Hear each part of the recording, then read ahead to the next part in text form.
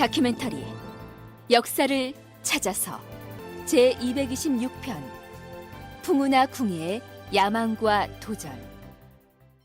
신라 제51대 임금이었던 진성여왕 치세의 역사를 탐색하고 있습니다. 이때쯤 되면 신라는 기근에 시달리던 백성들이 도처에서 들고 일어나 도적의 무리가 되고 왕실 유지의 바탕이 되는 조세가 제대로 징수되지 않는 등 왕권이 심각하게 도전받는 상황이었습니다. 그런데 전국에 할구하고 있던 호족 세력의 준동을 예견하는 예사롭지 않은 사건이 벌어집니다. 대왕마마, 사벌주에서 반란이 일어났사옵니다. 뭐라? 사벌주라면 이곳 서라벌의 턱 밑인데 사벌주에서 반란이 일어났다니 대체 누가 모반을 했다는 얘기냐? 원종과 애노가 군사를 동원하여 반란을 일으켰다 하옵니다. 이럴 수가 있나? 원종과 애노가 작당하여 감히 과인에게 반기를 들다니 이런 배은망덕한 자들을 용서치 않을 것이다. 내 말 연기는 들으라. 예, 대왕마마.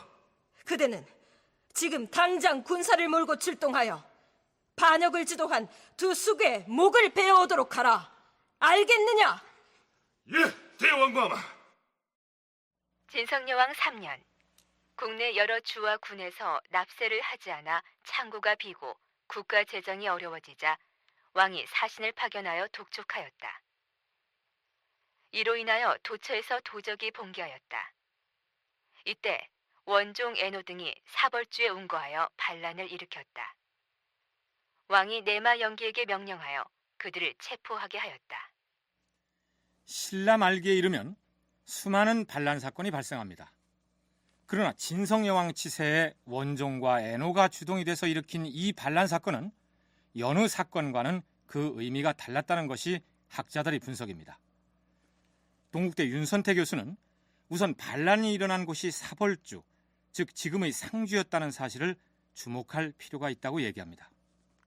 경주로 들어오는 길목에서 가장 중요한 지점이 상주이고 그 말은 상주가 경제적으로 경주 다음으로 가장 중요한 지점이었다는 것을 보여줍니다. 지금 경주에서 중국으로 가는 길이 신라 측 자료, 중국 측 자료에 묘사되어 있는데요. 거기에도 보면 상주를 거쳐서 가게 되어 있습니다. 상주를 거쳐서 이제 조령을 넘고 그 다음에 한강, 남한강을 타고 내려가서 다시 지금의 남양만 지역으로 들어가서 배를 타고 중국으로 건너갑니다. 또 반대로 말하면 결국 한강 지역, 임진강 지역의 중요한 물산들이 상주를 거쳐서 경주로 들어온다는 것을 보여주는 거죠. 그러니까 바로 물류의 집산지가 바로 상주입니다. 요즘으로 치면 수도 서울로 진입하는 관문인 인천쯤에서 반란이 터진 셈이다. 이렇게 비유할 수 있겠죠. 이 반란 사건이 지닌 또 한 가지 특별한 점은 왕의 명을 받고 출동한 관군이 반란을 진압하지 못했다는 사실입니다. 사벌주에서 발생한 원종과 애노의 이 난은 진압에 실패한 것입니다. 왜 이렇게 되었을까요? 한국전통문화학교 이두학 교수의 얘기를 들어보시죠. 지금 경상북도 상주시 일원이 상주라고 하는 지금의 도에 해당되는 행정구역의 중심 거점이 됐던 것입니다. 이곳에 이제서 반란이 터지자 중앙에서 군대가 파견됐어요. 또 현지의 그 유력한 세력가인 촌주까지 가세해가지고 원종과 애노의 난을 이제 평정하러 이제 갔던 것입니다. 그런데 원래 이 상주 지역에는 신라의 그 군대가 주둔하고 있었어요. 음리화정이라고 하는 군대가 있었던 것인데 이것이 아마 그 이전에 해체돼 버리고 말았던 것으로 이제 봐야만 될 것 같습니다. 이 신라의 강대한 군단인 음리화정이 존재하는 상황이라고 한다면 이러한 농민 폭동이 이곳에서 발생하기는 이제 어렵다는 것이죠. 여기서 머무를 정자를 쓰는 이 정은 머무르다 혹은 주둔한다는 뜻으로서 지방에 주둔한 부대를 일컫습니다. 요즘으로 치면 사단쯤에 해당하겠죠. 신라에는 6개의 정이 있었는데 상주, 즉 사벌주에 주둔했던 부대의 이름이 음리화정이었습니다. 만일 진성여왕 시기에 이 음리화정과 같은 관군 조직이 제대로 기능을 하고 있었더라면 원종과 애노의 반란을 능히 막아낼 수 있었을 터인데 관군이 반란군에게 제대로 대항을 해보지도 못한 것으로 보아서 아마도 이러한 관군 조직은 해체되고 없었다고 봐야 한다. 이도학 교수의 분석이 그렇습니다. 예전에 백제 혹은 고구려군을 맞아 싸울 때에는 아버지와 아들이 전쟁터에 나가 대를 이어서 목숨을 촉에같이 버리면서도 임전무태의 화랑 정신을 과시했었는데, 어명을 받고 출동한 장수가 반란군의 위용에 실에 겁을 먹고 전의를 상실했다는 것은 신라 왕실의 종말이 가까웠다는 의미가 아니겠습니까? 조정에서 파견한 관군이 사벌주의 반란군에게 패하였다는 소식은 전국 각지로 전파되었겠죠. 그러자 기다렸다는 듯이 그동안 세력을 구축해온 지방의 호족들이 중앙조정에 반기를 들고 일어났습니다. 이제 우리는 신라 왕실의 어떤 명령도 거부할 것이다. 지금부터 이 일대의 군인은 내가 다스릴 것이다. 관할을 습격하여 항복을 받아낼 것이니 군사들은 나를 따르라!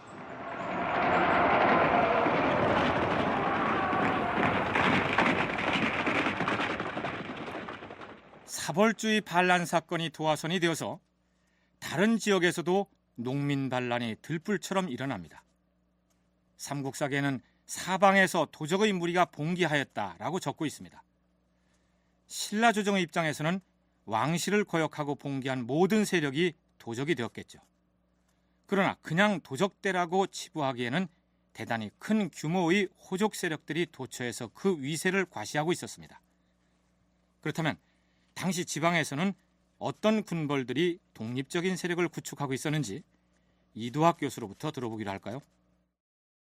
죽주는 경기도 안성입니다.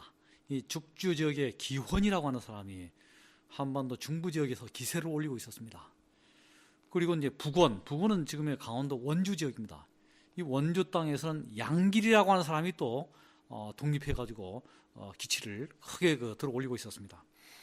그리고 강원도 땅에서는 이제 명주 장군 김순식이 강릉 땅이죠. 이 강릉 땅에서 김순식 같은 사람이 이제 만 단위가 넘는 병력을 거머쥐면서 그 독립된 하나의 왕으로 활거하고 있었던 것이고요. 그 다음에 이제 전라남도 순천만 지역 이런 지역에서는 또 박영주 가문이 해상 세력으로서 이제 성장해 오다가 결국은 이제 독립된 세력으로 이제 활거하게 되고. 동국대 윤선태 교수는 지방 호족이 이끄는 이들 세력 중에서 옛 장복의 활동부대였던 서남 해안지방과 지금의 황해도 평산 일대로 비정되는 패강진 지역이 가장 중요한 거점이었다고 얘기합니다. 앞 시대의 지방 세력들이 어떻게 성장할 수 있었을까가 중요합니다. 지방 세력이 성장해야만 중앙에 대립할 수 있고 중앙의 권력에 도전할 수 있잖아요. 그런 측면에서 이 가장 중요한 지점들이 장보고가 등장했던 서남 해안 지역입니다. 이 지역은 중국과 일본 열도를 잇는 그런 교통상의 요충지이고 결국 교역의 거점, 대외 교역의 거점으로서 성장할 수 있습니다. 굉장한 중개 무역의 이득을 얻을 수 있죠. 또 하나가 바로 패강진 지역입니다. 나중에 왕건 세력이 등장하는 지점인데 이 지점은 결국 중국과 연결되는 교통로 상에 위치하고 있습니다. 그 나머지 지역들의 중소호족들이 등장하고 있고요. 그런데 삼국사기 신라본기의 서기 891년의 기사를 보면 이런 내용이 불쑥 등장합니다. 진성여왕 5년 겨울 10월 북원의 도적두목 양길이 그의 부하 궁예로 하여금 기병 100여 명을 거느리고 북원의 동쪽 부락과 명주, 관내, 주천 등 10여 곳의 군현을 습격하게 하였다. 여기서 북원은 지금의 강원도 원주이고 명주는 강릉, 그리고 주천은 영월 지역으로 비정됩니다. 그렇다면 여기서 양길의 부하로 나오는 궁예는 누구일까요? 물론 나중에 후고구려의 왕으로 군림하게 되는 문제의 그 인물입니다. 그런데 궁예는 여태 어디서 무엇을 하다가 군사를 몰고 갑자기 나타난 것으로 신라 본기에 기록되어 있을까요? 지금부터 후삼국 시대의 주역 중의 한 사람인 궁예라는 인물을 삼국사기 열전편 궁예전을 바탕으로 삼아서 탐색해 보도록 하겠습니다. 자, 우선 궁예가 어떤 인물인지 그 출생부터 짚어보기로 할까요? 궁예는 신라인이며 성은 김씨이다. 아버지는 제47대 헌안왕이요. 어머니는 헌안왕의 후궁이었는데 그녀의 이름은 전해지지 않는다. 혹자는 궁예가 48대 경문왕 응념의 아들이라고도 한다. 삼국사기 자체에 헌환왕의 아들이라고 했다가 혹은 경문왕의 아들이라고도 한다는 식으로 기록하고 있는 것으로 보아서 삼국사기를 편찬했던 고려의 학자들 사이에서도 궁예의 출생에 관한 여러 가지 설들이 존재했다는 사실을 알 수 있습니다. 후 삼국사를 저술한 충북대 신호철 교수는 자신의 저서에서 궁예의 신분에 대한 학계의 다양한 견해들을 이렇게 소개하고 있습니다. 그 일부를 옮기면 이렇습니다. 삼국사기 궁예전의 기록을 부정하는 견해가 있다. 궁예가 신라왕자 출신이 아니었을 것이라는 주장이다. 이는 홍순창의 견해로서 자신의 신분을 고귀하고 신성한 것으로 만들기 위한 수식으로서 신라 반란에 당위성을 부여하기 위해 조작한 설화라는 것이다. 최규성 역시 그의 가계의 시작부터 착오가 있고 출생 과정에 지나치게 극적인 요소가 많은 것은 인위적 조작임을 바로 짐작할 수 있다고 하여 홍순창의 견해를 따르고 있다. 궁예의 출신 및 그 정권을 종합적으로 검토한 바 있는 조인성은 견훤과 왕건이 신라 왕실과 혈연적 관계가 없음에도 불구하고 진흥왕의 5대 손이라든가 성골 장군의 후손 등으로 칭하고 있는 점을 들어서 궁예 역시 이들과 마찬가지로 왕자 출신이 아니었을 것이라고 주장한다. 물론 이와는 달리 이병도, 이기백 등 많은 학자들이 삼국사기 열전의 기록을 그대로 신뢰하여 궁예를 신라의 왕자 출신으로 보는 견해를 제시하고 있습니다. 윤선태 교수의 견해는 어떨까요?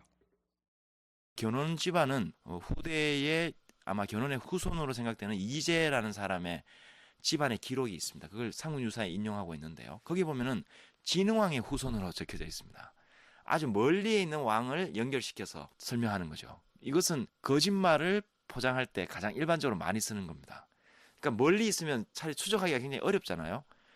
왕건도 마찬가지로 그냥 성골 장군 호경의 아들로 나옵니다. 성골이란 말은 신라의 왕실에서 사용했던 용어들입니다. 그래서 그런 방식으로 은유적으로 또는 멀리 있는 왕통을 연결시키는데 궁예는 굉장히 가까이에 있는 왕을 쓰고 있습니다. 흥미로운 것은 경희대 조인성 교수가 신라 왕실과 혈연적으로 관련이 없는 견훤을 진흥왕의 후손이라고 하고 왕건의 조상을 성골 장군 호경의 아들이라고 하여 마치 그들이 신라 왕실 계통인 것처럼 거짓으로 기술한 것으로 미뤄볼 때 궁예가 신라의 왕자 출신이라는 기록 역시 거짓일 것이라고 했었는데 윤선태 교수는 바로 그 점을 예로 들면서 거짓으로 꾸미려면 먼 옛날의 왕계를 연결시켰을 텐데 가까운 헌안왕이나 경문왕과 연결한 점으로 미루어 왕자 출신으로 믿을 만하다는 견해를 제시하고 있습니다. 이도학 교수 역시 궁예가 신라의 왕자 출신이었다는 기록을 인정하면서 단 헌안왕의 아들이었다기보다는 경문왕의 아들이었을 것이라고 주장합니다. 신라 이제 47대 헌안왕은 이제 딸밖에 없었습니다. 서희에게 왕위를 넘겨주고 말지 않았습니까? 두 가지 설 가운데 경문왕의 아들이라고 하는 기록이 맞는 것 같습니다. 제왕 운기에도 보면은 궁예를 경문왕의 서자라고 이제 했던 것이죠. 궁예는 진성 여왕하고는 남매 사이가 아니겠는가 이렇게 볼 수 있죠. 물론 이제 어머니는 달랐다고 이제 봐야만 될 것 같습니다. 특히 궁예가 출생한 장소가 외가라고 되어 있습니다. 이로 볼 때 궁예는 경문왕의 서자가 아니었겠는가 이렇게 이제 생각이 듭니다. 만일 경문왕의 아들이라면 진성 여왕과는 남매지간이 되겠죠. 궁예가 신라 왕자 출신이라고 기술한 삼국사기 기록을 거짓이라고 주장하는 학자들도 견훤이나 왕건과는 달리 최소한 궁예가 신라의 진골 귀족 출신이었을 것이라는 데 대해서는 의견을 같이 합니다. 경문왕의 아들이 됐든 헌안왕의 아들이 됐든 일단 궁예가 신라의 왕자 출신이라고 가정하고 이야기를 진행하기로 하죠. 물론 왕자였다고 해도 정식 왕비의 몸에서 태어났다기보다는 임금이 애부의 여자와 사통해서 잉태했을 가능성이 있습니다. 자, 그럼 이제부터는 궁예의 이른바 출생의 비밀에 대한 기록을 분석해 보도록 하겠습니다. 궁예는 애가에서 출생하였는데 태어난 연도는 알 수 없으나 태어난 날은 5월 5일이라고 기록하고 있습니다. 대왕마마, 다녀왔사옵니다. 그래. 순산을 하였느냐? 예, 순산을 하기는 했사오나. 순산을 했다면서 어찌하여 네 표정이 그 모양이냐? 왕자가 아닌 공주를 낳은 게로구나. 아니면 산모가 잘못되었느냐? 아니옵니다, 대왕마마. 왕자님을 순산하셨사옵니다. 그렇다면 경사가 아니냐? 너는 천문을 담당하는 일관으로서 어디 새로 태어난 아이의 운명을 점쳐보도록 하라. 대왕마마, 조금 전 왕자님이 태어나던 시각에 하늘에 어떤 징후가 나타나는 것을 보시었사옵니까? 그래. 무지개 같은 모양의 빛이 하늘로 드리워져 있는 모습을 보았느니라. 새로 태어난 왕자의 외가에서도 그런 빛이 보였느냐? 예. 그곳 지붕 위에 기다란 흰색빛이 띠를 이루면서 위로 뻗쳐서 하늘에 닿아 있었사옵니다. 상서로운 빛이 아니옵니다, 대왕마마. 상서롭지 못한 징후라 하였느냐? 그러하옵니다, 대왕마마. 하옵고 왕자님이 태어난 오늘이 5월 5일이옵니다. 본시 중국에서 오자 둘이 겹치는 중오일은 불길한 날짜로 여겨왔사옵니다. 그뿐이 아니었고 무슨 문제가 또 있다는 말이냐? 이제 갓 태어난 왕자님의 입을 보니 치아가 자라 있었사옵니다. 갓난 아이의 잇몸에 이가 자라 있었다 하였느냐?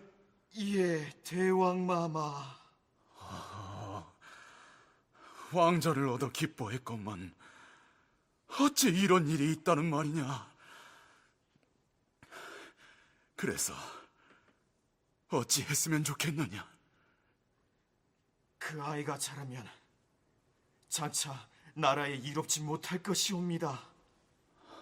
황송하오나 기르지 마시옵소서, 대왕마마. 그러면 갓 태어난 아이를 죽이기라도 하라는 말이냐? 대왕마마와 이 나라를 위해서 그리하셔야 하옵니다. 어찌 이런 기구한 운명이 있다는 말이냐? 과인과 나라의 해가 될 아이라니 안타깝지만 어찌하겠느냐? 시중은 안으로 들라. 부르셨사옵니까, 대왕마마? 너는 이 길로 왕비의 친정으로 가서 갓 출산한 아이를 죽여 없애도록 하라. 남의 눈에 띄지 않도록 은밀하게 처리해야 할 것이다. 알겠느냐? 예, 대왕마마. 5월 5일은 이제 단어 명절이긴 하지만 사람의 출생일로서는 불길하다. 이렇게 보는 것이 이제 동양 사회에서는 이제 일반화되어 있었던 것 같습니다. 더군다나 이제 태어난 날 지붕 위로 흰 무지개가 이제 솟구쳤다는 거예요. 그리고 태어나면서부터 이빨이 있었다는 거. 또 제왕운기에 보면 이제 아기의 치아가 두 겹이고 목에서는 군소리가 났다. 이러한 현상은 이제 임금을 해칠 불길한 조짐으로 이제 받아들여지게 됐다는 것입니다. 이러한 이제 사례는 중국의 경우에서 찾아볼 수 있습니다. 빈객을 좋아했던 춘추시대 제나라의 유명한 인물인 맹상군이 장차 부모에게 해를 끼친다는 속설을 지닌 5월 5일 날 이제 태어난 바가 있습니다. 그렇다면 궁예가 태어났던 때에 정말로 이런 불길한 징후가 있었고 갓난아기답지 않게 치아가 겹으로 나서 자라 있었으며 목에서는 군소리가 나는 등 이상한 증세를 지니고 태어났을까요? 이도학 교수 얘기 이어집니다. 결과론적인 입장에서 궁예가 이제 나중에 신라의 해가 되는 역할을 하게 되고 하니까 갖다 붙인 그런 이제 기록이 아니겠는가 하는 느낌도 듭니다. 왜냐하면 고려사에 보면은 궁예하고 대척되는 사람이 왕건 아닙니까? 왕건의 경우는 길일에 태어난 걸로 되어 있습니다. 좋은 날 태어나고 그리고 또 하늘의 축복을 받은 그런 기록이 나와 있고요. 그리고 목소리가 막 우렁차고 하면서 그 왕건이라고 하는 사람은 축복받은 날에 태어났기 때문에 결국은 사만을 통일할 수밖에 없었다는 이유를 설명해주고 있고, 궁예의 경우는 이제 해되는 날에 태어났기 때문에 신라의 온갖 나쁜 짓만 다 하고 결국은 망할 수밖에 없었다는 그런 이유를 설명해주기 위해서 이제 이 이야기를 이제 만들어낸 것이 아니겠는가. 참고로 고려사에서 기술하고 있는 고려태조 왕건의 출생 관련 기록을 쉽게 풀어서 설명하면 이렇습니다. 태조 왕건은 송악군 사람으로서 세조의 장자이며 어머니는 위숙왕후 한씨이다. 당나라 희종 4년 정월 병술일에 송악의 남쪽 저택에서 탄생하니 신기한 빛과 자색의 기운이 용과 같은 형상을 하더니 방 안에 비치고 뜰에 가득하여 종일토록 서리어 있었다. 어려서부터 총명하고 지혜로웠으며 용을 닮은 얼굴에다 이마의 뼈는 해와 같이 둥글며 기상이 탁월하고 말소리가 우렁차고 커서 세상을 다스릴 만한 도량이 있었다. 왕건의 출생을 기록한 고려사의 이 기록과 삼국사기 열전편에 수록된 궁예의 출생 관련 기록을 나란히 놓고 견주어 보면 두 인물을 인위적으로 대립시켜서 꾸며 쓴 것처럼 느껴지지 않습니까? 그러면 태어나자마자 죽음을 당할 운명에 처했던 그 어린아이는 어떻게 되었을까요? 임금의 명을 받은 시중은 아기를 포대기 속에서 꺼낸 다음 다락 위로 안고 올라갔다. 그리고 미안하구나. 하지만 지엄하신 임금님의 명령이니 어찌할 수 없구나. 자, 저 세상에 가서는 부디 장수를 누리거라.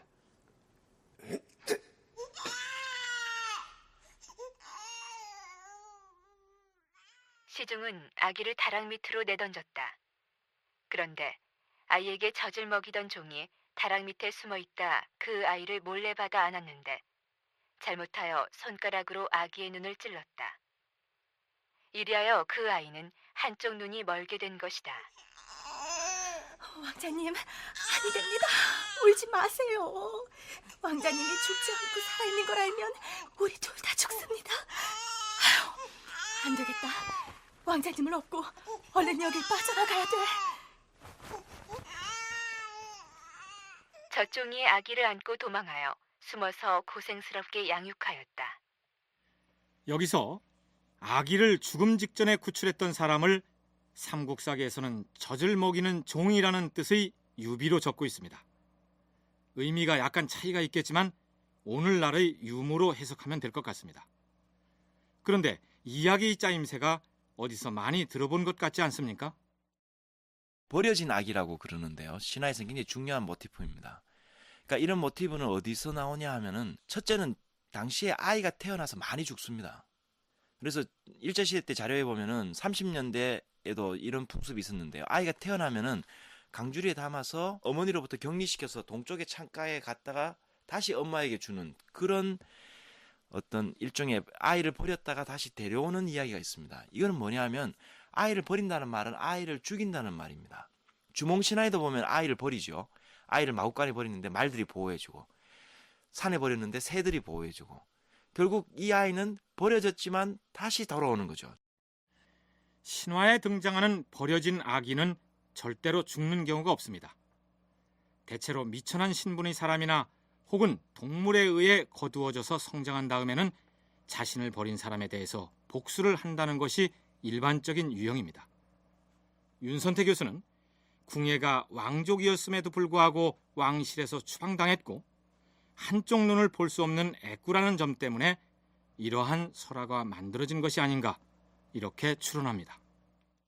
왕족이었는데 왜 쫓겨나게 되었는가 이런 부분들을 설명해주는 조금의 윤색이 들어가 있는 그런 것들인 것 같아요. 특히 궁예는 신체적으로 아주 담대하지만 눈이 한쪽이 없습니다. 애꾸눈입니다. 그래서 신체적으로 뭔가 결함이 있는데 그 결함을 설명하려면 어린 시절에 뭔가 아주 불우한 환경, 여기서 보면 후궁이 이제 살리려고 던지는 아이를 봤다가 눈 하나를 찔러버립니다. 뭐 그런 아주 어려운 환경을 딛고 일어서는 영웅의 어떤 설화의 모습을 취합니다. 이것은 제가 보건대 약간 윤색이 있었던 것 같아요. 즉 궁예의 어떤 신체적인 결함들을 뭔가 포장하기 위해서, 윤색하기 위해서 이런 방식들의 이야기가 들어간 것이 아닌가.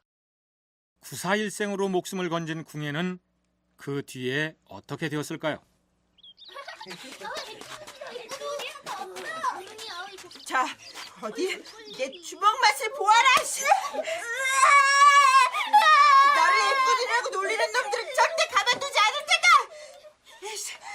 야, 이놈들아, 이번엔 내 돌팔매질이 얼마나 센지 구경시켜주마.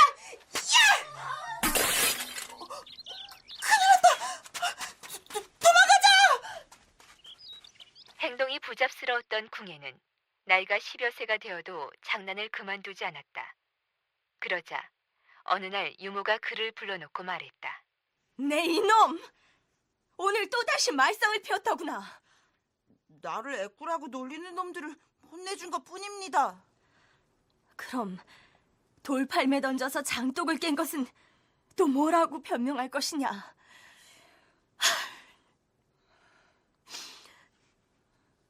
아기씨, 지금부터 내 말을 잘 들으셔야 합니다. 뭐라고요?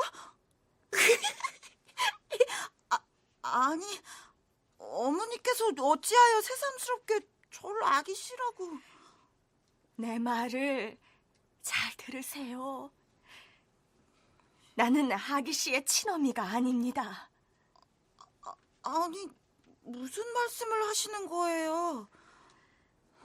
아기씨는 신라의 왕자 신분으로 세상에 나셨습니다.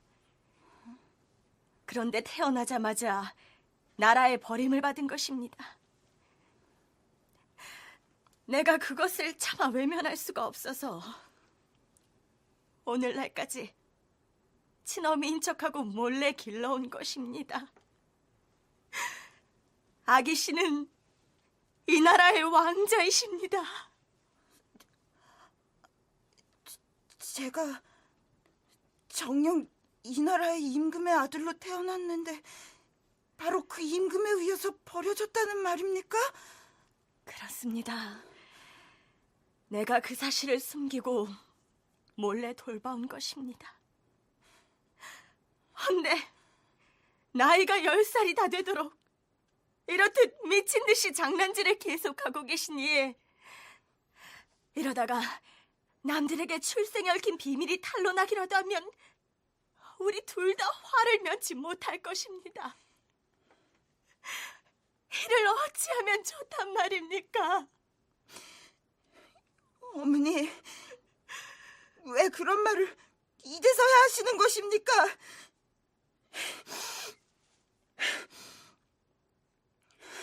좋습니다. 제가 이곳을 떠나서 어머니의 근심거리가 되지 않도록 하겠습니다.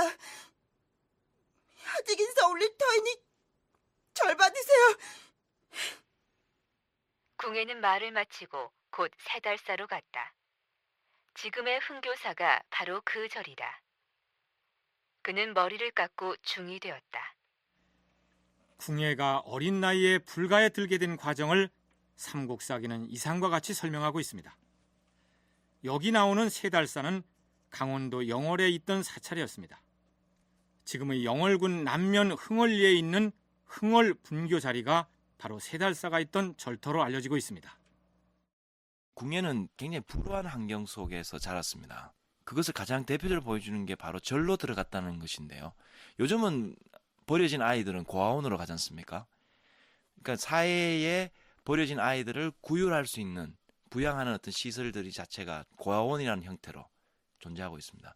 근데 옛날에는 바로 이것이 종교가 수행하는 중요한 기능 중에 하나입니다. 종교는 사회 구제, 또 가장 어려운 약자를 보호해주는 그런 측면들이 존재하기 때문에 이 아이가 결국 절에서 길러졌고, 절에서 길러졌지만 신체적으로 결함이 있고 요즘 말로 왕따를 당하는 거죠. 그런 속에서도 꿋꿋하게 그것을 이겨내고 있는 가정들을 보여줍니다.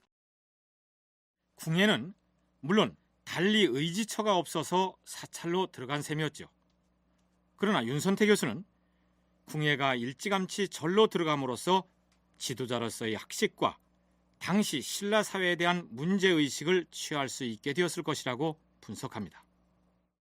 한문을 습득할 수 있는 가장 좋은 장소입니다. 부처님을 이해하기 위해서 불경을 이해해야 되고, 그래서 그 불경을 이해하려면 한문을 이해해야 되고, 한문을 이해하려면 중국의 다양한 서적들을 섭렵해야 됩니다. 그런 과정들이 자연스럽게 궁예에게는 여러 가지 어떤 지혜로워지는 지식을 습득하는 과정이었을 겁니다. 그렇지만 한편으로 불교라는 것은, 종교 집단이라는 것은 생산을 하지 않습니다. 결국 생산을 누군가에게 의지해야 되고, 즉 후원자들이 존재하고 있습니다. 이 당시에 가장 중요한 후원자는 국가와 귀족들입니다. 그래서 사찰은 결국 귀족들의 부패와 함께 가는 곳입니다. 윤선태 교수의 얘기를 들어봤는데요. 이도학 교수 역시 당시 신라의 말기적인 현상과 맞물려서 불교의 폐단이 심각했을 것으로 진단합니다. 신라가 왜 망했는가에 대해서는 고려시대 사람들도 많은 그 평가를 내린 바가 있습니다. 신라가 너무 불교를 혹신했다는 것을 신라 멸망의 원인으로 꼽고 있는 것이 전통적인 견해가 아마 되는 겁니다. 물론 이제 신라 멸망의 원인은 여러 가지로 이제 분석을 하고 또 다른 각도에서 이야기를 해야만 되겠습니다만, 그러나 고려시대의 역사가들이 볼 때는 이제 불교에 대한 비중이 너무나 과대했다, 이런 이야기를 하고 있어요. 그래서 불상이라든 이런 것을 몰래 꺼내와서 녹여가지고 재산으로 쓰기도 했다, 이런 이야기가 나올 정도로 토지라든지 모든 재산을 그 사찰에 갖다 바치는 경우도 많고, 또 재산 증식의 은닉 수단으로 활용하는 경우들도 많고.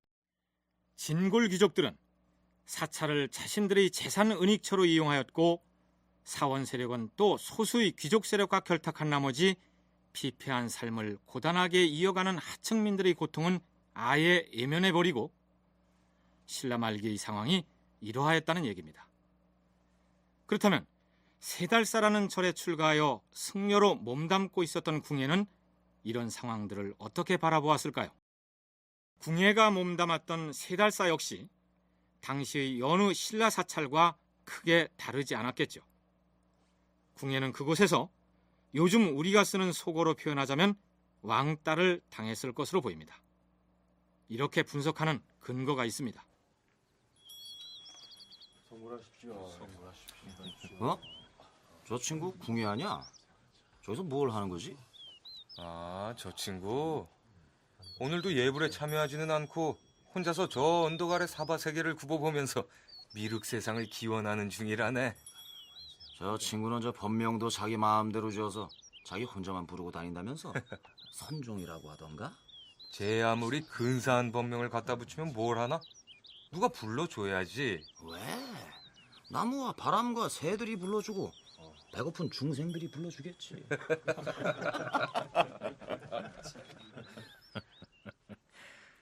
그래, 그대들은 실컷 비웃어라. 나의 법명은 선종이니라. 난 선종이란 법명을 가질 자격이 있고 말고. 궁예는 스스로 선종이라고 칭하였다. 그가 장성하자 승려의 계율에 구애받지 않았으며 기상이 당당하고 담기가 있었다.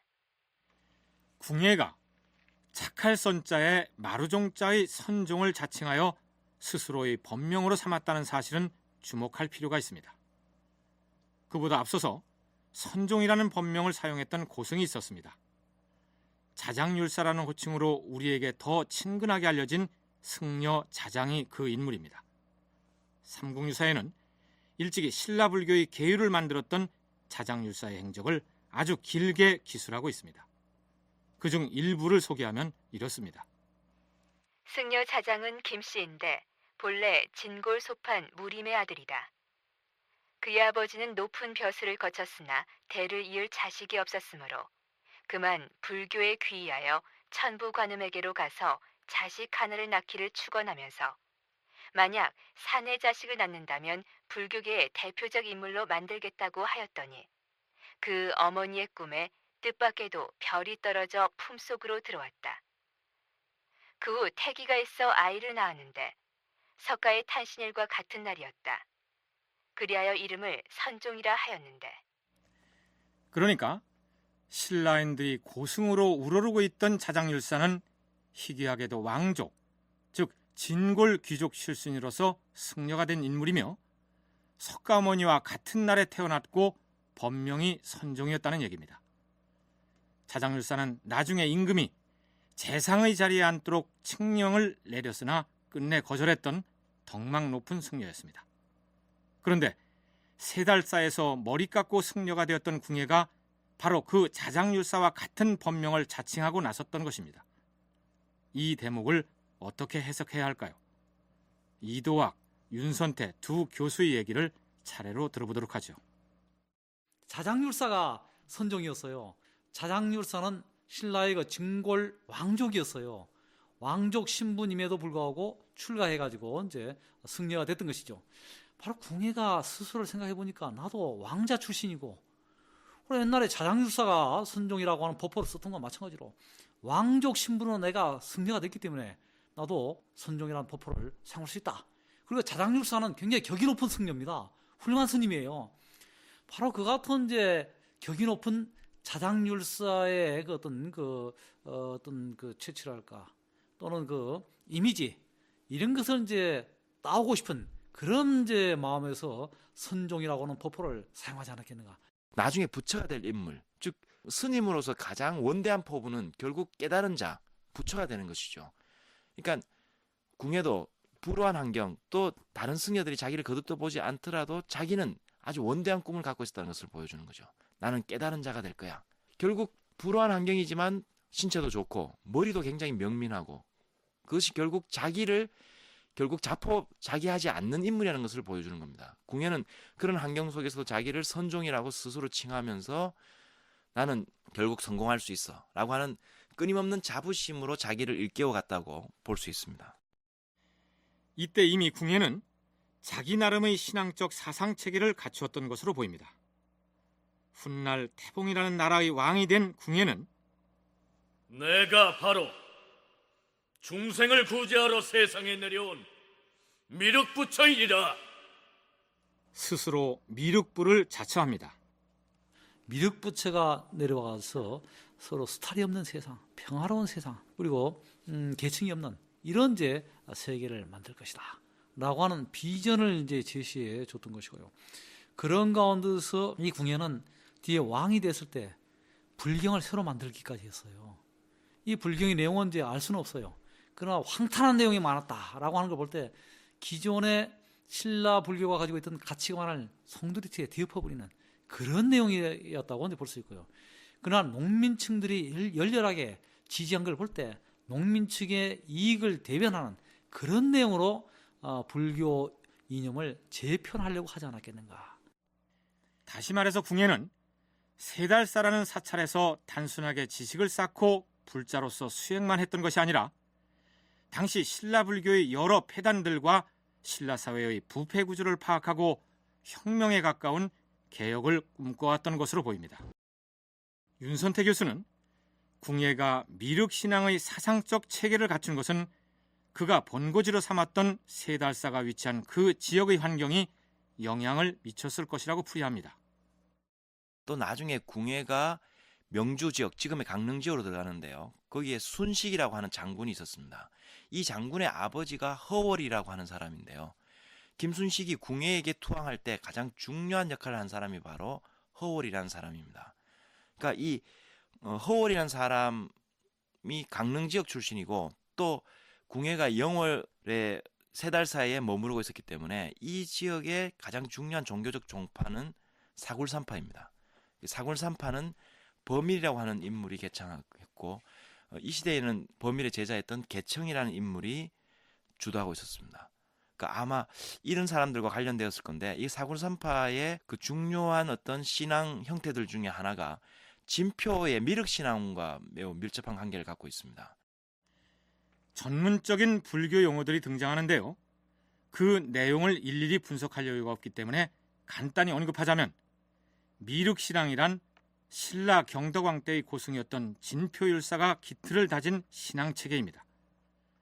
그런데 이후 신라가 말기적 혼란에 빠져들자 백성들은 그 말세적인 세상을 구제하기 위해서 미륵이 하생하기를 열망하였고, 궁예는 스스로가 불교적 이상사회를 만들어갈 미륵이 되고자 했을 것이다.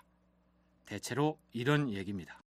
삼국사기 열전편 궁예전을 보면 궁예가 절을 떠나서 세상 속으로 뛰어들기 전에 어떤 야망을 품었는지를 짐작할 수 있게 하는 기록이 올라 있습니다. 일찍 가서 제를 올리고 와서 공양을 해야겠구나. 웬 까마귀들이 머리 위에서 배가 고픈 모양인가? 이게 뭐지? 궁예가 일찍이 제를 지내러 가는데 까마귀들이 무슨 물건을 물어다가 궁예가 가지고 있던 바리떼 속에다 떨어뜨렸다. 여기 글자가 새겨져 있네. 이게 무슨 글자야? 왕이라고?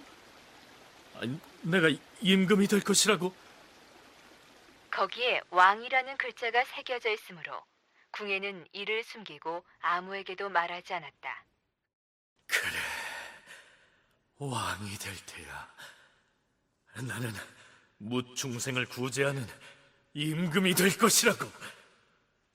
자신이 잠옷 왕이 될 것이라고 속으로만 자부하였다. 까마귀들이 점을 칠 때 사용하는 산가지 같은 것을 궁예의 나무 밥그릇, 즉 바리떼에다 떨어뜨렸다는데, 그걸 들고 보니 임금 왕자가 쓰여 있더라, 이런 얘기입니다. 실제로 까마귀들이 글자가 새겨진 그런 물건을 떨어뜨렸을 리는 없겠죠. 그렇다면 궁예가 그 무렵에 어수선한 세상을 바로 세울 임금이 되겠노라는 야망을 품었다는 뜻이 아닐까요? 윤선태 교수는 이 내용 역시 미륵신앙의 수행법인 점찰개법과 관련이 있다고 풀이합니다. 진표의 그 미륵신앙에서 제일 중요한 게 점찰개법입니다. 점찰신앙은 뭐냐 하면 그러한 어떤 관찰을 만들어서 관찰에다가 글자를 적고 그것을 던져서 자기 것을 찾아서 자기가 짚는 걸 보고 거기에 이제 수양의 정도들을 나타내는 것들이 적혀져 있습니다. 그래서 내 수양이 이 정도밖에 안 되겠구나. 더욱더 열심히 수련해야 되겠다. 그런 어떤 방식으로 계속 몸을 수련해가는 그런 신앙 형태들입니다. 근데 재밌게도 궁예도 보면 바리떼 그런 비슷한 옷간자가 떨어지고 거기에 왕자라고 적혀 있는 게 나타나는 거죠. 그럼 궁예가 아마 점찰 수행을 수행하는 가운데에 자기의 미래를 왕으로 어떤 표방했던 거죠. 그리고 궁예는 드디어 왕이 되겠다는 야망을 실현하기 위해서 절간을 박차고 세상 속으로 뛰쳐나옵니다. 궁예가 자신의 야망을 실현하기 위해서 3달살을 낳은 때는 진성여왕 5년, 서기로는 891년이었습니다. 그 당시 신라의 상황은 어떠했을까요? 삼국사기에는 이렇게 기술되어 있습니다. 때는 신라 말기라 정치가 거칠어지고 백성들이 분산되어 서울 바깥의 주와 현중에서는 신라 조정을 반대하거나 혹은 지지하는 수가 각각 반반씩이었다. 그리고 도처에서 도적이 벌떼처럼 일어나기도 하고 혹은 개미같이 무리지어 모여들기도 하였다. 궁예는 이런 상황을 보고서 혼란한 틈을 이용하여 무리를 끌어모으면 자기의 뜻을 이룰 수 있으리라고 생각하였다. 그런데 3달살을 낳은 궁예에게는 원대한 야망을 실현하는 데 힘이 되어줄 세력은커녕 달랑 자기 한 몸뿐이었습니다. 어디로 간다. 이쪽으로 가면 기원이라는 자가 수령으로 있는 죽주가 나올 것이고 저쪽으로 가면 양길이라는 자가 두목으로 있는 북원이 나올 것인데 이 중에 어떤 자가 그릇이 큰지 알 수가 없으니 좋다. 일단 죽주로 가보자.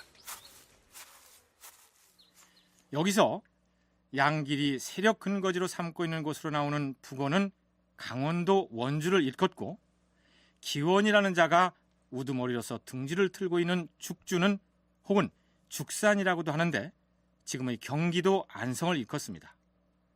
그렇다면 궁예는 어째서 하필이면 강원도 원주나 경기도 안성 쪽을 자신의 일차적인 진로로 정했을까요? 그러니까 이 한강 수계와 관련해서 교통로와 관련해서 바라볼 필요가 있습니다. 한강 수계로 따라가서 경기도로 들어가는 길 속에 안성이라고 하는 지역이 있고요. 또 하나는 지금의 이 영월에서 그 원주를 통해서 홍주, 춘천으로 이어지는 중요한 육로가 있습니다. 그 중에 가장 중요한 호족 세력이 바로 기원과 양길이었던 거죠. 즉 원주 지역에 양길이 있었고 지금 안성 지역에 기원이 있었습니다. 그 두 세력이 가장 아마 강대했던 세력이었고 궁예는 힘이 없으니까 자기가 뭔가 왕이 되려고 하는 걸 모색하려면 자기의 어떤 세력을 만들어 가야 됩니다. 궁예는 호롤단신이라고 할 수 있습니다. 궁예가 한반도 서남부 지역이나 중부 지역 혹은 신라의 왕경인 경주의 남쪽 지역 등으로 진로를 정하지 않고 안성이나 원주 지역을 목표로 삼았던 것은 우선 자기가 오랫동안 거처했던 영월의 세달사로부터 가까운 지역이기 때문이었겠죠. 궁예가 승려 생활을 했던 곳이 세달사 아닙니까? 이 세달사는 강원도 영월 땅에 이제 소재하고 있었고요. 그 다음에 양길에 부하로 있을 때 이제 병력을 출동시켰던 것도 성남사라고 하는 지역인데 이 성남사는 이제 강원도 원주에 있는 것입니다. 바로 이 강원도 땅이라고 하는 것은 궁예에는 아주 익숙한 지역입니다. 궁예가 놀던 땅이란 것이죠. 그렇기 때문에 이제 이 궁예는 먼 곳으로 갈 이유가 없고 자기가 잘 아는 지역에서 이제 세력을 좀 형성해야 되겠다. 이런 이제 판단을 가졌고 그런 가운데서 이제 기원에게하고는 안 맞으니까 누굴 찾아가야 되겠다. 지금 현실적으로 힘이 없으니까 누구에 의탁을 해야 되는 거죠. 그 원주의 그 양길이가 힘이 세고 또 자기가 그 지역을 또 잘 알고 해서 이제 일부러 찾아갔다. 이렇게 볼 수가 있을 것 같습니다. 어쨌든 궁예는 일단 죽주, 즉 지금의 안성 지역을 본거지로 삼고 있던 기원이라는 인물을 찾아갑니다. 그대는 누군데 나를 찾아왔는가? 나는 궁예라 하는 사람이요. 불가에 몸담았을 때 부르던 법명은 선종이었소. 궁예든 선종이든 그게 중요한 게 아니라 왜 여기까지 나를 찾아왔는지부터 말을 해야 할 것 아닌가? 장군을 도와서 도탄에 빠진 백성들을 구제하고 새로운 세상을 열어가려는 뜻을 품고 찾아왔소이다. 장군께서 정녕 그런 의지가 있다면 이 한 몸 바쳐서 기꺼이 힘이 되어주겠소. 절에서 불경이나 외던 사람이 크고 작은 호족들이 창칼 곤두세우고 각축을 벌이고 있는 이 싸움판에서 도대체 무슨 일을 해서 나를 돕겠다는 것인가? 아직 나한테 아무 일도 안 시켜보지 않았소. 내 부하가 되겠다고 여기까지 찾아온 사람을 그냥 내칠 수는 없고. 여봐라, 저자에게 적당한 임무를 주고 지켜보도록 하라. 궁예는 애써 안성까지 찾아갔으나 그곳의 두령인 기원은 궁예를 포용할 만한 그릇이 되지 못했던 모양입니다. 궁예는 죽주에 있는 반란군의 괴수 기원의 휘하로 들어갔다. 그러나 기원이 오만불의함으로 궁예의 마음이 침울하여 스스로 어떻게 할 것인지 결정을 내리지 못하고 있었다. 그러나 기원을 찾아가서 소득이 아주 없지는 않았습니다. 궁예는 기원의 부하인 원회와 신원 등과 비밀리에 결탁하여 벗을 삼았다.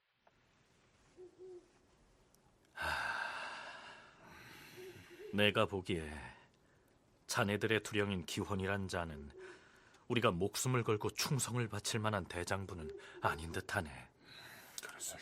나는 이 어지러운 세상을 아예 뒤흔들어서 우리가 꿈꾸는 이상세계를 구현하려는 꿈을 안고 찾아왔는데 저자는 한갓 초적들의 우두머리 노릇 이상은 감당하지 못할 위인이야. 어떤가? 그대들은 나와 뜻을 함께 하겠는가?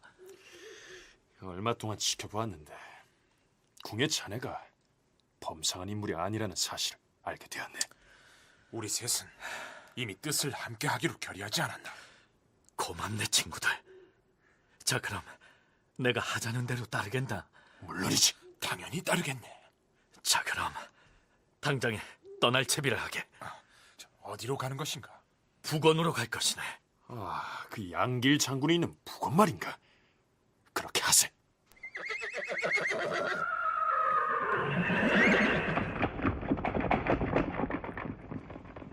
궁예는 비밀리에 포섭한 기원의 부하 두 사람을 빼내어서 원주에 있는 양길에게 찾아갑니다. 양길은 기원과는 달리 궁예를 실망시키지 않았던 모양입니다. 삼국사기에는 이렇게 기술되어 있습니다. 궁예는 진성여왕 6년에 북원의 반란군이었던 양길의 휘하로 들어갔다. 양길은 궁예를 잘 대우하여 일을 맡겼으며 군사를 주어 동쪽으로 신라의 영토를 공략하게 하였다. 비록 궁예가 양길의 부하로 들어갔으나 양길의 신임을 얻어 군사를 지휘하게 되었으니 자신의 야망을 실현할 첫걸음을 힘차게 내딛게 된 것입니다.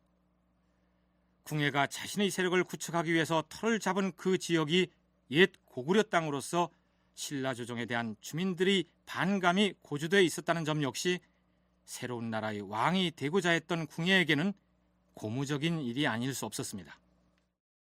역시 강원도 땅이 신라에 대한 반감이랄까 이런 것이 가장 드센 곳이고, 이곳에서 이제 자기가 의탁을 하게 되면 꿈을 펼치기에 유리하지 않겠는가, 이런 생각을 좀 했던 것 같습니다. 그런 가운데서 이제 강원도 원주 땅에서 활가하고 있던 양길의 존재를 포착하게 되고 그 수하로 이제 들어갔다고 볼 수 있을 것 같고요. 더군다나 이제 강원도를 비롯한 한반도 중부 지역, 이 지역은 그 옛날 고구려 땅이 되기 때문에 신라에 대한 반감이 어느 지역보다 더 센 그런 곳이 되기 때문에 이런 곳에 가서 불을 질러 놓으면은 확 그 타오르는 그 기폭제의 역할이 더 클 수 있다, 이런 이제 판단을 했기 때문에